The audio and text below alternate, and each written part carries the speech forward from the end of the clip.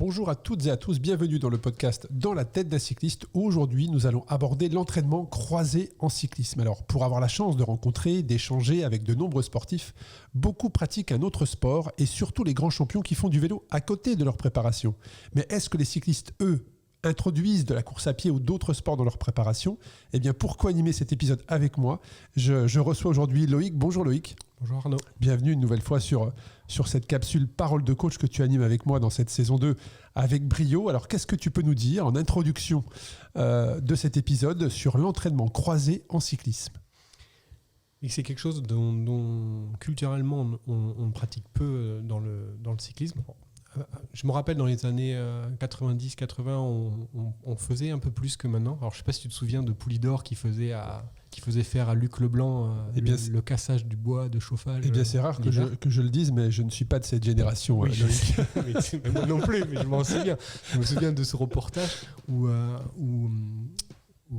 Poulidor expliquait que, parce que Poulidor est du Limousin et Luc Leblanc aussi du Limousin, et ils expliquaient qu'il lui avait donné des conseils de préparation l'hiver. Début de PPG, presque. C'est ça, PPG. Il lui faisait casser du bois de chauffage. Voilà. Tous ceux qui nous écoutent, voilà. Avant la PPG, c'était d'aller couper du bois l'hiver. Et plus les datas sont arrivés, plus les outils d'analyse de data sont arrivés, plus on a mis ça de côté. Alors que la littérature scientifique montre les bienfaits de l'entraînement croisé. Mais selon toi, en tant qu'entraîneur, est-ce qu'il y a des bienfaits ou est-ce que ça reste une légende? Et par expérience, moi, c'est quelque chose que j'utilise régulièrement parce que les bénéfices sont multiples, qu'ils soient psychologiques, soit directement au niveau de la physiologie, mais aussi au niveau du muscle et la physiologie particulière du muscle, où là on va retrouver des adaptations spécifiques qui sont spécifiques à l'activité que tu vas faire, mais qui vont être utiles dans ta pratique du vélo. Alors c'est vrai que moi je trouve que peu de cyclistes comparés aux trailers par exemple, aux gens qui courent, qui eux, pour échanger avec eux, mettent régulièrement du vélo dans leur préparation parce que ça leur donne du volume.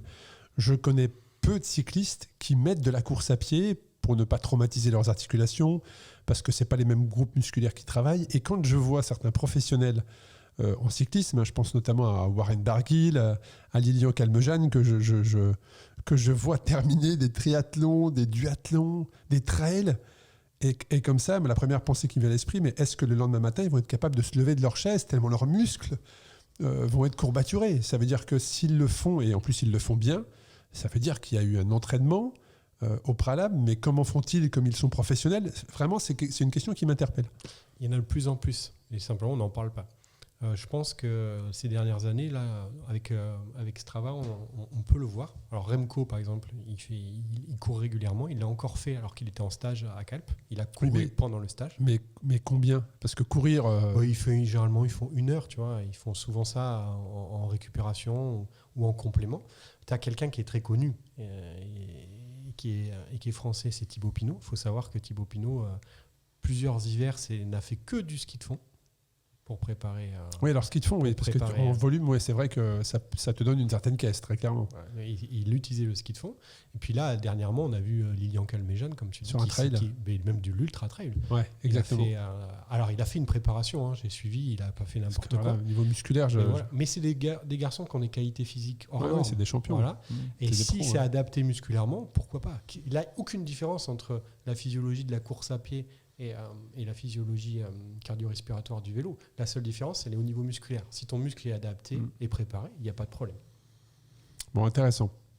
Alors, comment on se prépare justement? Là, on parle de sportifs, de champions, de professionnels qui, eux, alternent, même en phase de préparation, se permettent d'aller faire 1 heure de course à pied. Mais qu'est-ce qu'on appelle justement un transfert d'entraînement entre activités, donc de pouvoir faire des entraînements croisés? Comment ça fonctionne précisément? Comment toi, en tant qu'entraîneur, tu le proposes déjà à ton coaché? Parce je pense qu'il faut qu'il accepte cette idée-là, mais comment ensuite tu viens mettre tout ça en place? L'objectif d'un entraînement croisé, c'est de créer des adaptations du sport que tu vas pratiquer qui vont être utiles dans l'autre sport. Je prends un exemple très simple, tu veux faire du renforcement musculaire, tu vas devoir développer la force musculaire des quadriceps qui vont te servir à être plus résistant être plus rapide sur le vélo. Parce que c'est vrai, là, très simple. Je te parle que de course à pied et de vélo, mais on peut croiser peut-être, je sais pas, tu as peut-être des sportifs qui t'ont dit moi je vais croiser natation et vélo, je vais croiser crossfit et vélo, ou alpinisme, je saurais quoi dire, mais il n'y a pas que le croisé course à pied et vélo. Exactement, tu vas avoir la musculation. Musculation, exactement. Donc la course à pied, tu vas avoir la natation, tu vas avoir le ski de fond, quelque chose qui est courant. Tu peux avoir aussi des gens qui veulent faire du sport collectif. Il y a plein de façons de faire et forcément, comment l'intégrer, mais ça on va en discuter, mais de façon introductive, ça va dépendre de ce que tu recherches et de la période. Alors, si on revient sur quelque chose qui est plus commun, qu'est la course à pied, justement, quel serait, pour un cycliste, quel serait l'intérêt de mettre dans sa préparation de la course à pied toute la saison. Quand moi, je parle d'entraînement croisé, c'est vraiment toute la saison. C'est pas juste, c'est l'hiver. Voilà, je vais pour me déculpabiliser un peu l'hiver, aller courir, comme ça, j'ai fait une activité. Non, là, c'est vraiment tout au long de la saison. Quel est l'intérêt de croiser l'entraînement ? La première, elle est musculaire. Le vélo, c'est un sport porté où la contraction est dite concentrique. C'est-à-dire que quand tu contractes le muscle, tu vas rapprocher un segment par rapport à l'autre. Donc c'est une contraction musculaire qui est bien différente de la course à pied, où à la course à pied, tu vas retenir la force produite par l'appui par une contraction qu'on appelle excentrique. Et vous avez tous senti, tu en as parlé, quand vous êtes cycliste et que vous reprenez la course à pied, ces courbatures qui vous défoncent au niveau des quadriceps et des disques jambiers, au point où 2 jours après, souvent c'est 2 jours après vous ne pouvez pas marcher normalement ou vous asseoir normalement. Mais ça c'est normal, c'est la contraction musculaire qui est différente. Et forcément, développer les fibres musculaires dans un mode excentrique va aussi avoir des bénéfices dans ta capacité à résister sur les efforts musculaires du vélo. Donc ça, c'est le premier point. Deuxième point, c'est que ça a le même effet que le vélo au niveau cardio-respiratoire. Donc ça permet de compléter ton entraînement et de rendre les choses un peu plus ludiques et moins monotones. Ça, c'est quelque chose quand même qui est important dans l'entraînement du cycliste, c'est de pouvoir casser par moments la monotonie. Dans des périodes, par exemple, où tu vas te reposer, faire une coupure, ou entre 2 pics de forme, tu peux inclure la course à pied pour justement entretenir et travailler tes muscles différemment. Mais c'est entretenir, mais est-ce que tu peux faire un travail plus spécifique sur de l'entraînement croisé ? C'est-à-dire que, je ne sais pas, un exemple, est-ce que tu vas faire travailler un cycliste de l'intervalle sur de la course à pied ? Alors ça, tu peux le faire. Est-ce qu'il y a un intérêt déjà ? Mais l'intérêt, il est dangereux, c'est de te blesser, tu vois. Parce que ça va demander des adaptations au niveau technique, au niveau du pied, que tu n'auras pas le temps de développer, tu vois. Donc là, tu vas rentrer tu rentres dans une zone rouge, là, Arnaud. Ça, je déconseille. Par contre, tu peux l'utiliser comme complément. C'est des petits footings de récup, du travail de descente, tu vois, pour travailler les fibres musculaires. Toutes ces choses-là vont t'apporter. Pareil, ça va aussi apporter, si tu fais un peu de trail, de l'aspect proprioceptif. Qu'est-ce que c'est la proprioception ? C'est la perception de ton corps dans l'espace. Tu vois, par exemple, là, je suis assis, je bouge les mains, mais je le fais sans y penser, tu vois. Voilà, ça, c'est la proprioception. Tu vois, ma tête, elle est positionnée comme ça. J'y ai pas pensé, elle est comme ça. Et ça, c'est important parce que quand tu es dans un peloton, par exemple, ton placement dans le peloton, il est aussi... Et la façon dont tu bouges dans ce peloton, il est aussi proprioceptif, tu vois. C'est-à-dire que c'est les mêmes compétences au niveau du cerveau que tu développes. Donc ça, c'est aussi important. Et tu nous parlais également, on a parlé de la musculation également. Est-ce qu'il y a un intérêt pour un cycliste à faire de la musculation, à croiser avec de la musculation tout au long de l'année ? Alors, il n'y a pas de débat non plus. Hein, c'est prouvé depuis je ne sais plus combien d'années. Aujourd'hui, le renforcement musculaire, que ce soit en vélo, mais aussi s'il y a des coureurs qui nous écoutent en course à pied, est bénéfique toute l'année. D'accord ? La simple condition, c'est de le faire correctement. La première condition est de le faire avec de la charge et de la charge lourde. Ça, je veux dire, il n'y a personne qui remet ça en cause. C'est connu. Forcément, ça implique d'être accompagné parce que tu ne vas pas aller en salle de muscu pour aller faire des squats comme ça sans en avoir jamais fait. Tu vas forcément avoir besoin de conseils parce qu'autrement, tu vas te blesser. Mais c'est comme tout, hein, c'est toujours pareil. Donc, la musculation, c'est quelque chose qui est très important et qu'il faut intégrer de façon intelligente. Donc, c'est toujours pareil par rapport au contexte. Évidemment, hein, si j'ai que 8 heures pour m'entraîner, je ne vais pas mettre de la muscu à la place du vélo. Tu vois. C'est un complément. Et s'il y a une période où je dois le faire, je le fais. Que tu viens mettre de manière intelligente. Voilà. Mais on va dire dans un cas idéal, de le faire toute l'année. Donc ça, c'est important. Forcément, l'hiver, ça sera beaucoup plus important parce que tu vas pouvoir compenser la charge avec le vélo sans avoir d'incidence sur tes résultats. L'avantage, c'est que ça va transformer tes fibres musculaires qui sont sollicitées lors des contractions de résistance vers des fibres musculaires qui sont encore plus capables de résister aux efforts intenses. Et ça, c'est démontré scientifiquement.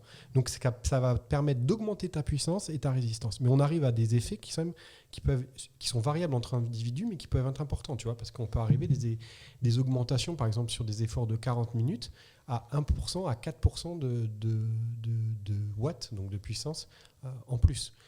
Pour ça, voilà, la règle, c'est charge lourde. Donc, généralement, c'est ce qu'on appelle des charges comprises entre 6 répétitions de 6 RM, c'est-à-dire que c'est la masse que tu es capable de soulever 6 fois maximal sur 4 ou 5 séries. Donc là, il faut quand même que ça soit contrôlé, encadré, voilà, parce que dès que tu... Et sur des gestes de renforcement très spécifiques. Toi, tu as fait du crossfit, par exemple. C'est justement, j'ai fait du crossfit, donc effectivement, je mets un petit peu de perso dedans, mais je partage mon expérience. J'ai le genou qui siffle un peu. Voilà, j'ai mon genou droit qui s'est mis à siffler. Alors certes, c'était encadré, c'était contrôlé. J'étais dans une salle avec des coachs, mais c'est toujours l'envie de se challenger un peu, de dire bon, si je fais ça, c'est pour progresser un peu. Donc au début, tu y vas, tu sens que tu es au max, et puis à un moment donné, tu te challenges un peu, tu rajoutes 5 kilos et tu pousses, et puis à un moment donné, hors séance, certes, tu te sens bien parce que tu sens que tu es plus gainé, que tu sens que tu as plus de puissance, mais tu sens aussi que ton genou, en tout cas, moi, c'est un point faible, c'est le genou droit interne. Tu sens que ça siffle un peu.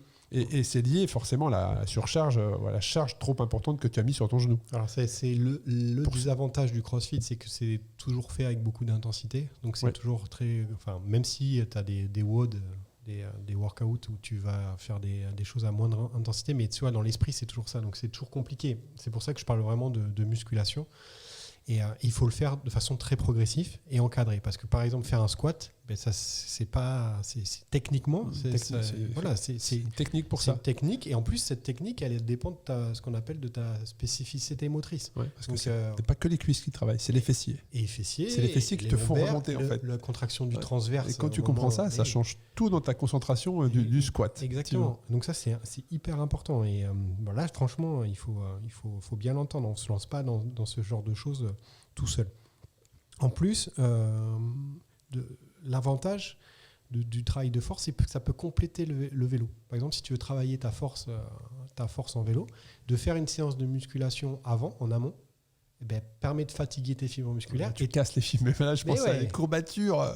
Mais du coup, derrière, l'adaptation, elle peut être meilleure sur le transfert, sur le vélo. Et ça, c'est hyper important. Donc là, je pense aussi, quand tu me parles de ça, je pense aussi à hygiène dans ton alimentation. C'est que là, quand tu couples comme ça, quand tu croises des entraînements, il faut avoir une alimentation hyper précise sur la bonne énergie du matin pour faire ta séance de gym, la bonne alimentation de récup entre 2 séances éventuellement, et la bonne récup du soir, et même pendant. Enfin là, tu es obligé d'avoir une alimentation qui soit bonne. Parce que là, tu fatigues. Tu navigues juste en dessous de la zone rouge, donc ça peut basculer à tout moment. Mais oui, donc ça veut dire apport glucidique à l'effort, ça c'est indispensable, et apport protéique après l'effort. Et puis aussi de le faire de façon intelligente. C'est-à-dire que ma séance de renfort, vaut mieux la faire, tu vois, vers 17-18 heures, parce que c'est la période où hormonalement il y aura les meilleures adaptations, tu vois. Donc ça veut dire que ça sera moins contraignant pour l'organisme à ce moment-là. Alors ça, tu vois, ça me fait penser à un épisode que j'ai fait avec Camille Pic sur la capsule santé sur le sommeil. Et on se posait la question de quand est-ce qu'il était plus opportun de placer une séance de sport intensive, ou en tout cas quelque chose qui allait te faire monter le palpitant. Est-ce qu'il était plus intéressant de le mettre matin, midi, fin d'après-midi? Avant 18h. Voilà, avant 18h. Avant 18h. Ça, c'est parce qu'à partir de 18h... en fait, c'est... par rapport à l'heure d'hiver, qui est la vraie heure, en fait, à partir du moment où la luminosité... Une fausse heure, Loïc ? Hein ? Une fausse heure ? Non, mais on va dire que On nous aurait menti ? l'heure d'été, c'est une heure, c'est pas l'heure... Enfin, je sais pas comment... C'est un long débat, ça. Mais en fait, l'heure réelle, c'est l'heure d'hiver, quoi. C'est d'accord. Voilà. Ouais, c'est intéressant. L'heure d'origine. Ça peut faire un sujet aussi. Là. Et Donc, puis, du coup, c'est la luminosité. Enfin, c'est logique. Hein, Mmh. on est dans un environnement et c'est en fonction de notre environnement que les hormones varient. moi, je me rappelle, tu vois, à l'époque où il y avait les critériums les soirs, il y avait ce qu'on appelait les virvires, les nocturnes. Et tu dormais pas jusqu'à 3 heures Ah du bah matin. non, bien sûr, parce que l'intensité... mais on disait qu'effectivement, sur ces virvires, la moyenne était plus importante parce qu'il y avait plus d'oxygène dans l'air, en fait. En fin d'après-midi, en fin de journée, effectivement, on allait à des vitesses folles et oui, c'est compliqué de trouver le sommeil tellement tu as fait monter le palpitant. Ouais, exactement. C'est pareil, moi, quand j'étais jeune, je faisais les courses sur piste au Vélodrome de Bordeaux le soir aussi. C'était pareil. Après, on dormait pas, quoi. Forcément, je sais pas pourquoi on fait ça comme ça, d'ailleurs. Mais ouais, c'est pas le meilleur moment. Ouais. C'est pas le meilleur moment. Bon. Et si on parlait d'un troisième sport qu'on peut croiser, alors il y en a plein, bien évidemment. On a parlé de la course à pied, de la musculation. Et si on parlait de la natation, qui peut être un sport plutôt doux, que certains cyclistes vont pratiquer pour une blessure ou peut-être en intersaison, est-ce que là aussi, c'est quelque chose qui peut se croiser qu'un cycliste peut pratiquer tout au long de la saison et comment il pourrait le pratiquer ? Alors, paradoxalement, j'ai lu une étude il n'y a pas si longtemps que ça qui montrait que, ce qui était étrange, que chez des triathlètes, l'effet de la natation était nul sur la pratique du vélo et de la course à pied au niveau physiologique. Mais il faut bien remettre dans le contexte, c'est des triathlètes, donc c'est différent.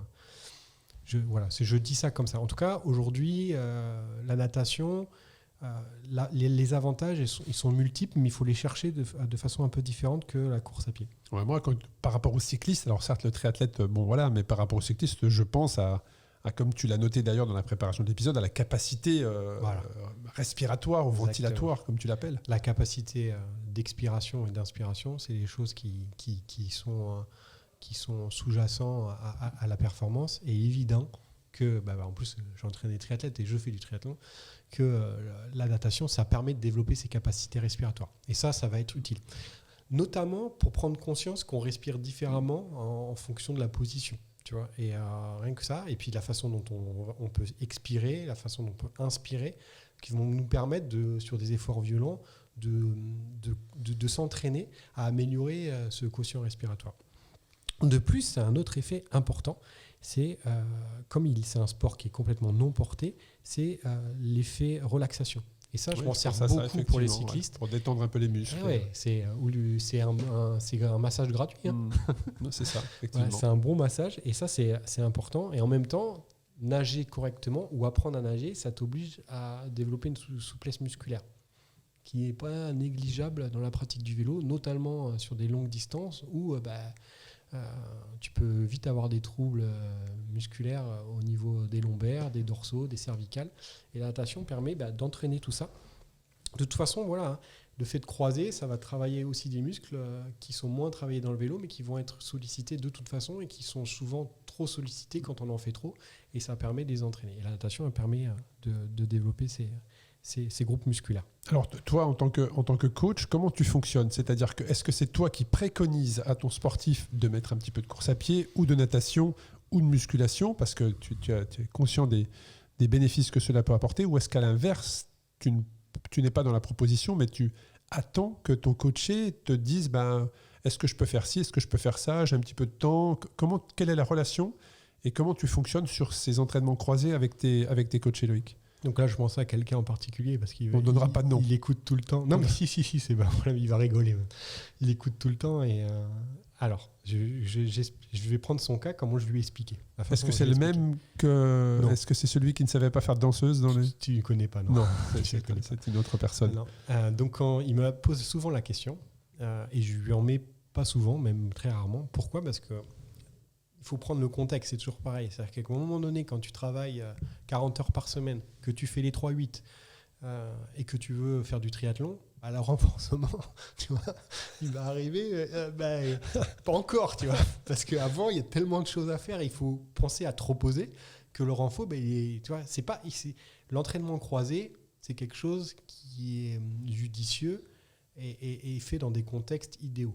Ouais, ok, ça c'est important ce que tu dis. C'est-à-dire qu'on va pas, si on va pas y se mettre un truc en plus, non, parce que ça remplacera jamais l'entraînement spécifique. Jamais.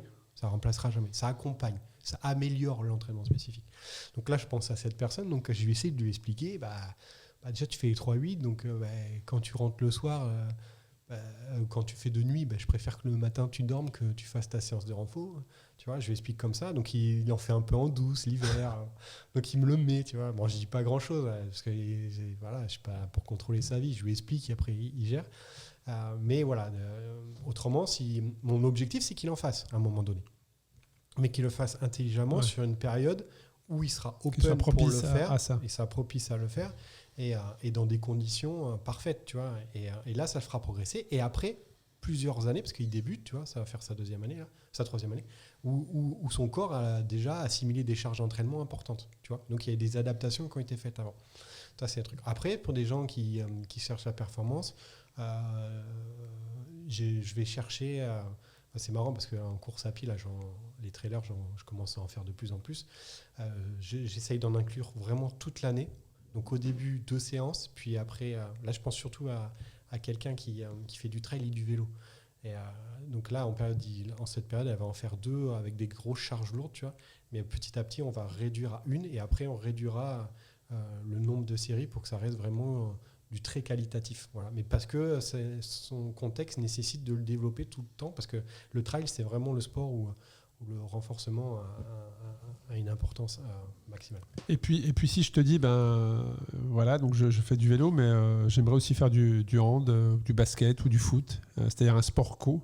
Comment tu gères ça ? Parce que là, c'est risque de moi je pense au risque de blessure, cheville, genou ou autre. Hein. Mais là, on n'a pas d'entraînement croisé qui sont des sports solo, hein, mais sur les sports co, pardon, je vais y arriver. Quel pourrait être l'intérêt ? Est-ce qu'il y en a un déjà ? Et s'il y en a, il y en a plusieurs. Ça pourrait être. Mais comme tu dis, il y a aussi un bémol à mettre. Alors, les intérêts, ils sont doubles. Enfin, il y a 2 intérêts. Le premier, c'est l'intérêt cognitif. Forcément, les sports co vont te permettre de développer des prédispositions cognitives. Cognitif, ça veut dire, par exemple... comment expliquer ? Par exemple, quand tu vas jouer au foot, ta capacité à recevoir la balle ou à faire la passe à quelqu'un que tu vois au dernier moment, tu vois. La réactivité, toutes ces choses-là que tu travailles très rarement sur le vélo, bien sûr. Mais qui sont utiles. Par exemple, quand tu as quelqu'un qui attaque, bam, tu vois, travailler ce qu'on appelle l'œil moteur par rapport à l'œil directeur. L'œil moteur, c'est ce qui dirige ton mouvement, et l'œil directeur, c'est ce qui te permet de viser. Tu vois, et des fois, les 2 yeux ne sont pas les mêmes. Et par exemple, l'œil moteur dans une échappée, si le mec il t'attaque à gauche et que ton œil moteur à droite, tu ne peux pas le voir, ou tu vas le voir trop tard et tu ne prends pas la roue et hop, tu perds ta course. Donc ça, c'est des choses que le sport co va permettre de développer. Ça. Voilà, ça c'est... Je savais que ça allait te plaire. Après, il y a l'aspect moteur. La motricité, parce que le vélo, c'est pas un sport très moteur. Voilà, si tu mets un cycliste qui a fait du vélo toute sa vie à courir, tu t'aperçois qu'au niveau motricité, il peut avoir quelques difficultés. Mais voilà, non mais tu rigoles, c'est la vérité. Et donc la motricité, c'est pareil, c'est quelque chose qui peut être utile. Par exemple, quand je vais démarrer mon sprint ou monter un col, ça nécessite une motricité particulière. Par exemple, monter un col en danseuse, il y en a beaucoup qui restent assis parce qu'au niveau moteur, c'est compliqué, tu vois.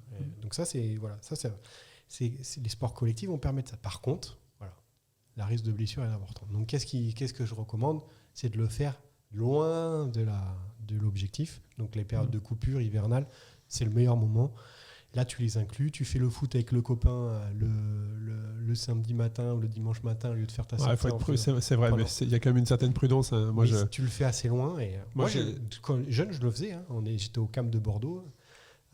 J'avais 17 ans, 18 ans. Et je pense que pendant 1 mois et demi, on faisait course à pied 30 minutes où on se défonçait la tronche de façon complètement ridicule avant. Et après, on faisait 2 heures de foot. Tu vois, et ça, c'est toujours moi, j'avais voulu coupler une année, pendant 3 ans. Je l'ai fait avec du hockey sur glace.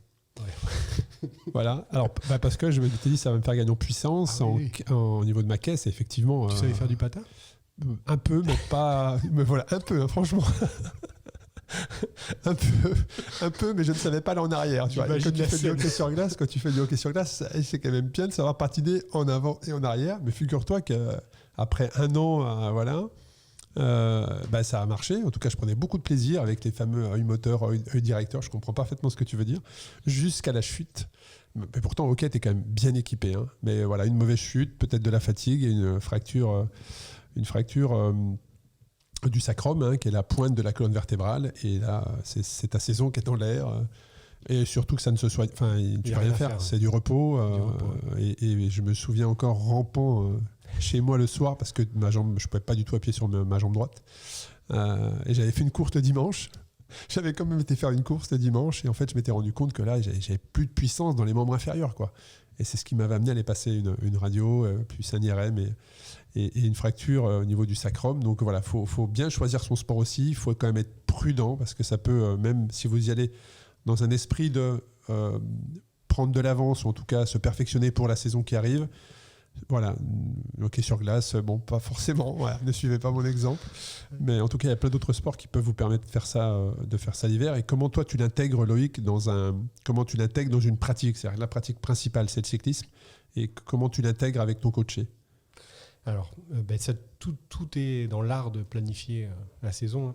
Et je reviens toujours à ça, planification, périodisation, c'est des choses hyper importantes. Donc, il faut toujours définir des objectifs. Alors, au début, on peut partir un peu freestyle comme ça pour essayer d'apprendre à se connaître et se dire, bon, voilà. Mais à partir du moment où on a des objectifs, là, il faut essayer de mettre un peu de rigueur et dire, bon, voilà, là, on va chercher ces qualités-là parce que tu as cet objectif-là dans cette course-là. Donc, ça, c'est hyper important.